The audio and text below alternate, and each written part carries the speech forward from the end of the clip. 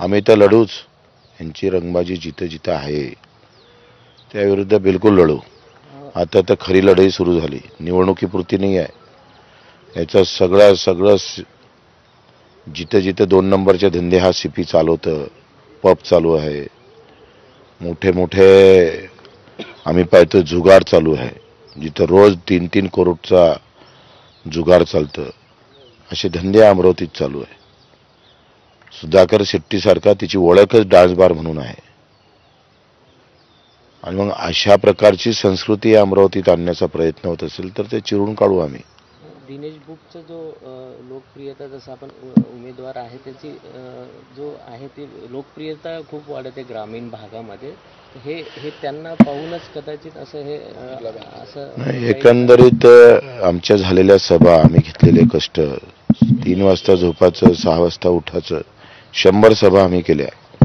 प्रत्येक गाव खेड्यात जाऊन, दुर्गम भागात जाऊन आम्ही सभा घेऊन लोकांना विचाराची मांडणी केली. शेतकरी, शेतमजूर या सगळ्या कष्टकरी लोकांची बाजू मांडण्याचा आम्ही प्रयत्न केला. सध्या अंगणवाडी सेविका आम्हाला येऊन भेटल्या, आम्ही त्यांच्याबद्दल बोललोय की जे आशा वर्कर असेल, अंगणवाडी सेविका असेल, तिकडे रोजगार सेवक असेल, ते संगणक परिचारक असेल, प्रचंड मेहनत करतं, त्याचे साधे पगार वाढू शकत नाही, वाढले तर 1-1, 2-2 हजार वाढवलं जातं.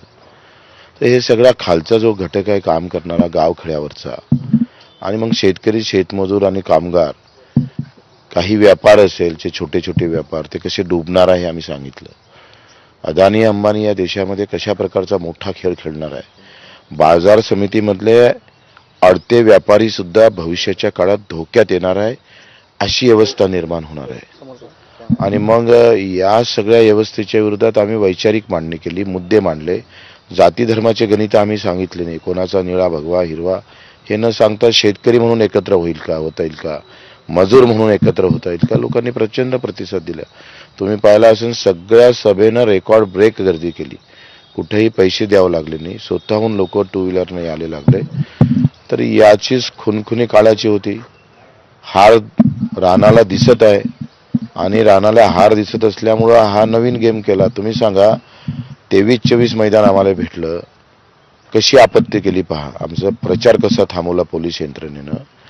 म्हणजे मी तर त्या आयुक्ताला, तो स्वाभिमानचा अध्यक्षच आहे, म्हणजे एवढी नालायकी कुठला अधिकारी करूच शकत नाही. 23 तारखेला 23-24 आम्हाला परवानगी भेटली आणि 23 तारखेला 7 वाजता सांगता का आता तुम्हाला परवानगी नाही आहे. म्हणजे उद्याचा आमचा एवढा मोठा कार्यक्रम तुम्ही व्यवस्थित दाबण्याचा प्रयत्न केला, व्यवस्थित आमचा प्रचार थांबवला. पण कायदा त्यांच्या हाती आहे. असं जर होत गेलं तर मग निवडणूक ठेवल्या कशाला मराला, काय गरज आहे. दाबा ना तुम्ही मशीन, स्वतःच जाऊन बटन, त्या आयुक्तांनाच बटन दाबा ना म्हणा पोलिसांकडून. एवढी नालायकी. तो कलेक्टर आहे का नाही, त्याला लाज लज्जा राहिली का नाही राहिली. असे जर वागत असेल, हे निवडणूक आहे म्हणून थांबलोय, नाही तर आमचा मूळ सभा थांबायचा नाही आहे आणि थांबणार पण नाही आहे. त्यांना सगळ्यांना आळवं घेऊ आम्ही.